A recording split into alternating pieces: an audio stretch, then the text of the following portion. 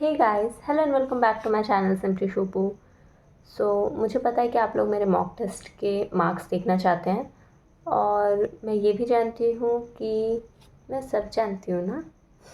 मैं ये भी जानती हूँ कि कल आप में से बहुत लोगों का SBI PO का एग्ज़ाम होगा। तो first of all the best SBI PO के लिए।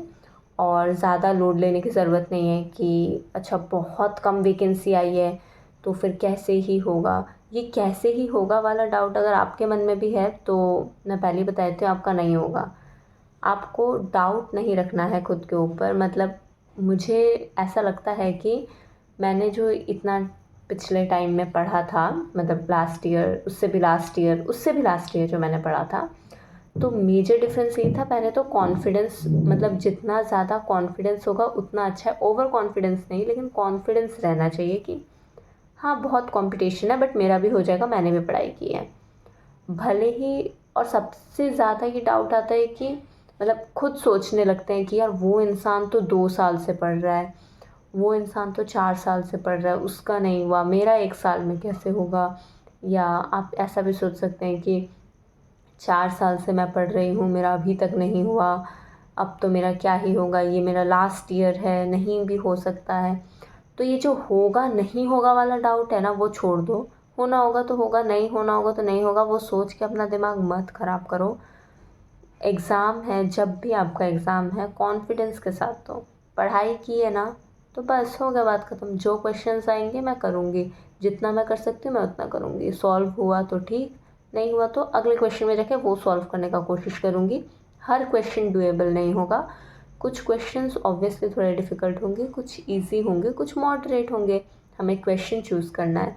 हो सकता है जब हम पहले क्वेश्चन में जाएँ हम लोग, मतलब बहुत बार ये एग्ज़ाम में हम गलती करते हैं कि हमने प्रैक्टिस के टाइम में तो ऐसा किया होता है कि मैथ्स में पहले हम लोग इजी क्वेश्चंस करेंगे, मतलब वन लाइनर्स, उसके बाद में हो सकता है हम DI करते हो, फिर अरिथमेटिक, जैसा जिसका स्ट्रॉन्ग पॉइंट हो।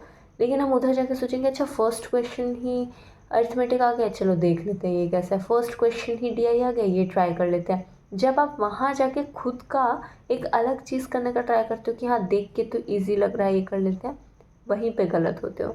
सबसे पहले इजी क्वेश्चंस करो, जैसा कि आप प्रैक्टिस करके आए हो, उसके बाद में करो। मतलब मैंने खुद अपने एग्ज़ाम में ये गलती बहुत बार की है कि मैं एग्ज़ाम में जैसी रीजनिंग आएगा, पहला पज़ल आ गया, देख के इजी लग रहा है तो ठीक है मैं कर लेती हूँ। लेकिन कभी कभार वो होता है, लेकिन जब वो नहीं होता है आपका पूरा पेपर ले डूबता है। तो वो गलती नहीं करनी है। इंग्लिश में भी ट्राई करो कि रीडिंग कॉम्प्रिहेंशन करो, लेकिन सबसे लास्ट में, मतलब मैं ऐसा करती थी कि सबसे लास्ट में, क्योंकि वो टाइम कंज्यूमिंग होगा। इससे अच्छा पहले सारे सब कुछ कर लो इजी वाले, उसके बाद में वो रीअरेंजमेंट आए, अगर सेंटेंस रीअरेंजमेंट वो करो, या वो क्लोज टेस्ट जैसा जो आए, fill in the blanks type जो पैसेज आते हैं वो आए, उसके बाद में आप जाके अपना RC करो, उसके लिए अच्छा खासा टाइम रहेगा तो वो करो। और अभी तो पता ही है SBI PO में पैटर्न ही बदल दिया है। अब क्या होगा, इसमें 40 मार्क्स के क्वेश्चन आएंगे। 40 मार्क्स क्वेश्चन किस टाइप का आएगा ये सब भी डाउट होगा। और इसी वजह से आप लोग जिनका फर्स्ट शिफ्ट छोड़ के बाकी शिफ्ट में एग्ज़ाम है ना कल के दिन में, फर्स्ट और सेकंड छोड़ के, सेकंड वालों को फर्स्ट का एनालिसिस देखने का टाइम नहीं मिलेगा, बाकी सब बैठ के एनालिसिस देखेंगे। अच्छा मेरा तो थर्ड शिफ्ट है, मेरे पास तो टाइम है, मैं फर्स्ट शिफ्ट का एनालिसिस देख लेती हूँ या देख लेता हूँ, सोचोगे। और वहाँ पे आप करोगे एक और बड़ी गलती, क्योंकि मैंने लास्ट ईयर RRB, मतलब मेरा एक एग्ज़ाम आई गेस, हाँ PO नहीं क्लियर हुआ था, बाकी सबके मेरे प्री क्लियर हो गए थे। वो RRB PO का प्री इसीलिए नहीं क्लियर हुआ था क्योंकि मैं बैठ के एनालिसिस देख ली थी। मतलब एनालिसिस देखने से हम लोग के दिमाग में ऐसे सेट हो जाता है अच्छा वो वाला उन लोगों का तो ईजी आया था क्वेश्चन, हम लोग का भी ईजी आएगा। 1-2 घंटे में आप कुछ नहीं बदल पाओगे, मतलब कुछ ज़्यादा अलग नहीं बदल पाओगे, लेकिन अपना ख़राब ज़रूर कर लोगे। मुझे ऐसा लगता है आप अगर एनालिसिस देख लेंगे तो है, क्योंकि उनका शिफ्ट हो सकता है ईजी आए, अब आपको लगेगा मेरा शिफ्ट भी ईजी आएगा, आप अपने शिफ्ट में जाएंगे, आपका शिफ्ट डिफ़िकल्ट आया, आप उनकी तरह उतना अटेम्प्ट नहीं कर पा रहे, आपके दिमाग में वो डाउट रह जाएगा और उस वजह से आप वो पेपर में अपना 100% नहीं दे पाएंगे।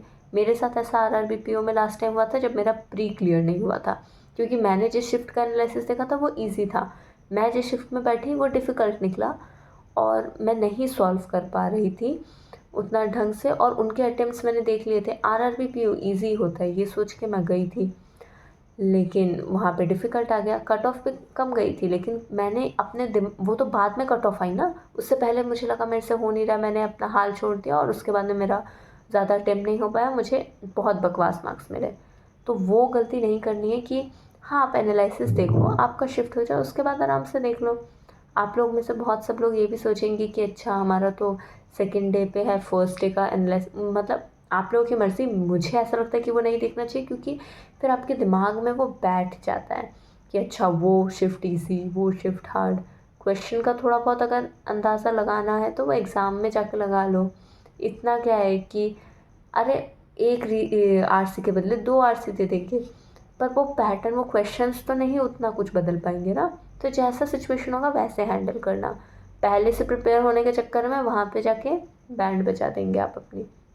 ऐसा मेरा मानना है कि इसीलिए एनालिसिस नहीं देखना चाहिए। बाकी आप लोगों की मर्ज़ी, हो सकता है कि आपके लाइफ में अलग तरीके से वो काम करता हो। तो ये था मेरा कुछ टिप्स जो आप ध्यान दे सकते हैं कल एग्ज़ाम देने से पहले। टिप्स भी नहीं, ये थोड़ा बहुत मतलब जो मैंने अब तक सीखा है, इतना सारा मॉक टेस्ट नहीं, इतना सारा एग्ज़ाम्स देने के बाद में। और अब मैं आपको मेरा मॉक टेस्ट का अच्छा, मैंने बहुत सारा ज्ञान दे दिया, तो मार्क्स तो बहुत अच्छे आएंगे ना मॉक टेस्ट में। और एग्ज़ाम तो इसने लास्ट टाइम क्लियर भी कर लिया था, ये तो अभी जॉब भी कर रही है, ऑब्वियसली इसके मॉक टेस्ट में बहुत अच्छे मार्क्स आएंगे। आप लोगों को ऐसा लग रहा होगा, बट ऐसा नहीं है। मेरे बहुत घटिया मॉक टेस्ट में मार्क्स आए हैं। लास्ट डे जैसे, मतलब मैं तो हर दिन मैंने सोचा था मॉक टेस्ट दूंगी, पता नहीं मैं लास्ट दिन बैंक से आई, मुझे इतनी नींद आई और मैं सो गई, और मैं सीधा रात के 11 बजे उठी, खाई और मैं फिर से सो गई। तो इसीलिए मैं कल मॉक टेस्ट नहीं दे पाई थी। आज मैंने अपनी नींद को जैसे तैसे कंट्रोल करके मार्क्स, मतलब मॉक टेस्ट दिया, और मार्क्स बहुत ही बकवास आए, बट मैं फिर भी वो दिखा देती हूँ आप लोगों को।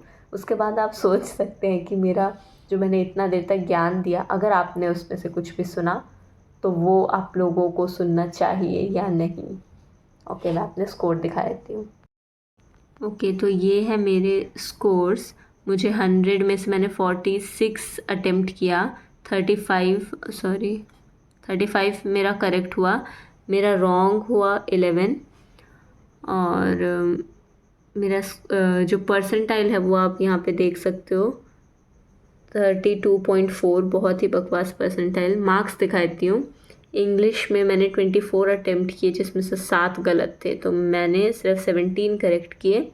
मेरा स्कोर 15.25 हुआ। क्वांट्स में मैंने 11 अटेम्प्ट किया, एक गलत, 9.75। रीजनिंग में मैंने 11 अटेम्प्ट किए थे, 3 गलत, 8 मेरे सही हुए, तो टोटल मेरा स्कोर बना 32.25। सो यस, ये थे मेरे मॉक के स्कोर्स। बट शायद ये मेरा ओवर कॉन्फिडेंस ही है, बट मुझे लग रहा है कि मेरे पास बहुत टाइम है, और मतलब क्योंकि मेरा एग्ज़ाम लास्ट के तरफ में है, तो इसीलिए मेरे पास कंपेरेटिवली शायद ज़्यादा टाइम हो। तो अभी मैं पता नहीं इतने गंदे मार्क्स क्यों ला रही हूँ फिर भी, पर हाँ, आई विल ट्राई कि मैं इससे बेटर मार्क्स लाऊँ। So yes, thank you very much for watching this video, and I also hope कि आप लोगों को जो मैंने बातें बताई, ज्ञान भरी बातें, वो समझ में आई होंगी। So yes, thank you.